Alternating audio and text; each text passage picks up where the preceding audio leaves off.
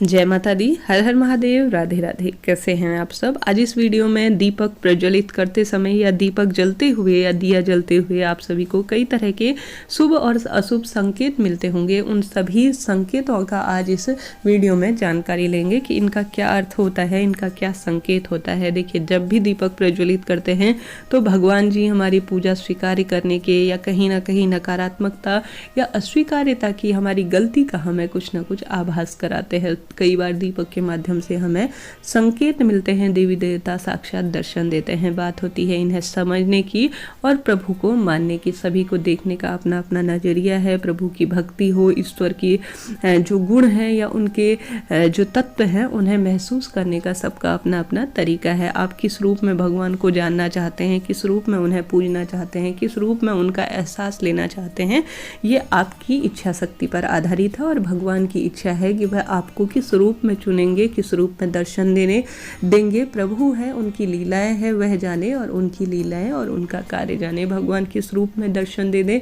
किस रूप में हमारी परीक्षा लेंगे, यह उनका कार्य है। प्रभु जाने और उनकी माया जाने। हम तो मात्र इन चीज़ों को समझते हैं और इन चीज़ों का प्रमाण जो है, इन संकेतों का प्रमाण रामायण हो, महाभारत हो या अन्य जो वेद शास्त्र हैं उनमें भी मिलता है। माता सीता, भगवान श्री रामचंद्र जी और कई ऐसे शास्त्र जिनको आप बहुत अधिक मानते हैं, उन्हें जानते हैं, उनमें कई तरह के संकेत मिलते हैं। कहीं ना कहीं इन संकेतों को व्यावहारिकता के दृष्टिकोण से देखा जाता है, समझा जाता है तो यह फलीभूत होते हैं, अर्थात सत्य होते हैं।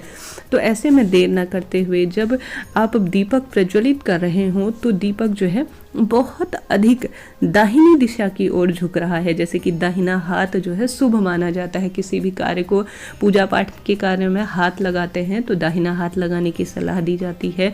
या कोई भी कार्य करते हैं तो दाहिने हाथ की तरफ से करना या दाहिने हाथ को बहुत शुभता के रूप में जाना जाता है।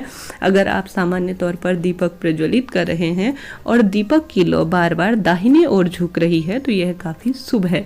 कोई ना कोई खुशखबरी घर परिवार में, कोई ना कोई खुशखबरी कुटुंब में मिलने वाली है। इसका यही सीधा सा अर्थ है और इनका प्रमाण भी मिलता है। तो बहुत अच्छी बात है अगर दीपक की लौ आप जब भी जलाते हैं वह दाहिनी ओर झुकती है तो आपको धन्यवाद करना चाहिए। कहीं ना कहीं किसी न किसी रूप में बहुत शुभ आपको संकेत मिलेंगे, शुभ सूचना मिलेंगी। महसूस कीजिएगा।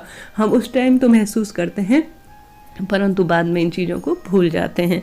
तो पहला संकेत यह है। और साथ ही आप सभी ने देखा होगा जब दीपक की लौ बार बार हिल रही हो, आपने दीपक प्रज्वलित किया है, पंखा भी बंद है और सामान्य तौर पर सारे जो वातावरण में सामान्य मौसम है, ना ज़्यादा हवा का सा प्रकोप है। कहने का अर्थ है सामान्य तौर पर जब दीपक आपने प्रज्वलित किया है, दीपक की लौ खूब अच्छी तरह से हिल रही है, एक मंद मंद सी हिल रही है, तो यह जो है भगवान के संकेत, शुभ संकेतों के रूप में यह भी जाना जाता है कि भगवान जो है दीपक के अंदर आकर अपनी क्रिया कर रहे हैं। दीपक में जो है संकेत शुभ के रूप में जाना जाता है कि नृत्य का सा आभास, भगवान नृत्य कर रहे हैं, प्रसन्न होते हैं तो व्यक्ति अपना हिलता है।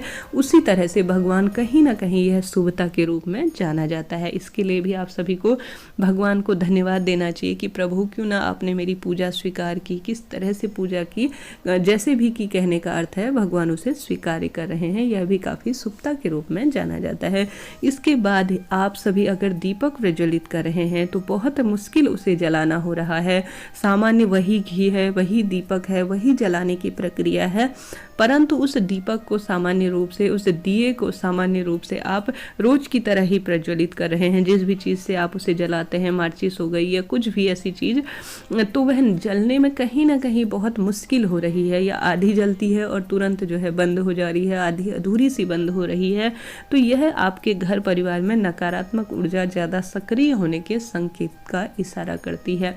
आपने यह बात बहुत अधिक लोगों के मुख से सुनी होगी, शास्त्रों में भी इसका वर्णन मिलता है कि सारी सामग्री वही है। आपने स्वच्छता का भी ध्यान रखा हुआ है। एक यह भी इसकी दो संकेत है। एक कहीं ना कहीं आपसे कुछ ना कुछ त्रुटि हुई है कि कुछ ना कुछ घर परिवार में जो साफ सफाई का, भगवान की भक्ति में कुछ ना कुछ कसर हुई है या कहीं ना कहीं नकारात्मक ऊर्जा घर परिवार में ज़्यादा सक्रिय हो रही है या किसी अशुभता की श्रेणी में यह आता है कि दीपक न जल पा रहा हो, बहुत अधिक कठिनाई से जल रहा हो, और अगर जल भी जा रहा है बहुत अधिक प्रयासों के बाद तो वह कहीं ना कहीं बंद हो जा रहा है, अर्थात बुझ जा रहा है। तो आप सभी को ईश्वर से माफ़ी मांगनी चाहिए कि कोई भूल चूक हो तो भगवान माफ़ करें, हम तो अज्ञानजन हैं। और साथ ही कहीं ना कहीं सतर्क रहने की आवश्यकता है, देवी देवताओं के चिंतन भजन इत्यादि करने की आपको और अधिक आवश्यकता है। तो इस बात का आप सभी ध्यान रखें। इसके जाते ही दीपक की बत्ती का पूरा जल जाना, पूर्ण रूप से भस्म हो जाना, तो पहले ही मैंने यह वीडियो बनाया है कि यह काफ़ी शुभता के रूप में जाना जाता है। उसमें से जो आपने घी डाला था, जो बत्ती डाली थी और साथ ही जो प्रज्वलन का तरीका था, वह सभी भगवान को मान्य है और इसे भगवान ने भोग के रूप में स्वीकार कर लिया है और पूर्ण प्रकाशित हो गई है। अर्थात दीपक की लौ पूर्ण रूप से जलना, जलकर भस्म हो जाना, पूर्ण रूप से बहुत अच्छी तरह से जल जाना भी काफ़ी शुभता के रूप में यह मानी जाती है। इसके साथ ही अन्य संकेत भी मिलते हैं, जैसे कि दीपक बहुत अधिक सामान्य रूप से, बहुत अधिक पूर्ण रूप से जल रहा है, बहुत अच्छी सी मंद मंद सी इसकी रोशनी है, न कोई इस पर बहुत अधिक भभकना है, न किसी तरह का इस तरह का कुछ ऐसा हो, तो यह काफ़ी शुभ के रूप में जाना जाता है। वहीं दीपक की जब बत्ती या लौ या जो जोत आपने लगाई है वह बार बार भभक रही है, बहुत ज़्यादा ऊंची ऊंची उठ रही है, तो यह भी शुभता के रूप में नहीं जाना जाता। कहीं ना कहीं नकारात्मक ऊर्जा और साथ ही कहीं ना कहीं कुछ न कुछ अशुभता के रूप में इसे देखा जाता है। आज ही नहीं, यह शास्त्रों में वर्णन है, कई लोक मान्यताएं इस बारे में प्रचलित है। तो इन चीज़ों का आप ध्यान रखें, जितना भी संभव हो भगवान भजन और भक्ति और प्रभु के लिए भूल चूक के लिए क्षमा प्रार्थी हो, प्रभु चिंतन की बहुत अधिक इस समय आवश्यकता पड़ जाती है। इस तरह और भी होते हैं, दीपक में फूल बनना, जैसे मैं हमेशा ही कहती हूँ, बहुत शुभता के रूप में इसे जाना जाता है। भगवान किस रूप में किस भक्त को किस तरह से परीक्षा दे और किस तरह से उसे आगाज करे, किस तरह से उसे संकेत दे, यह भगवान की माया है और उनकी लीलाएं हैं, वही जाने।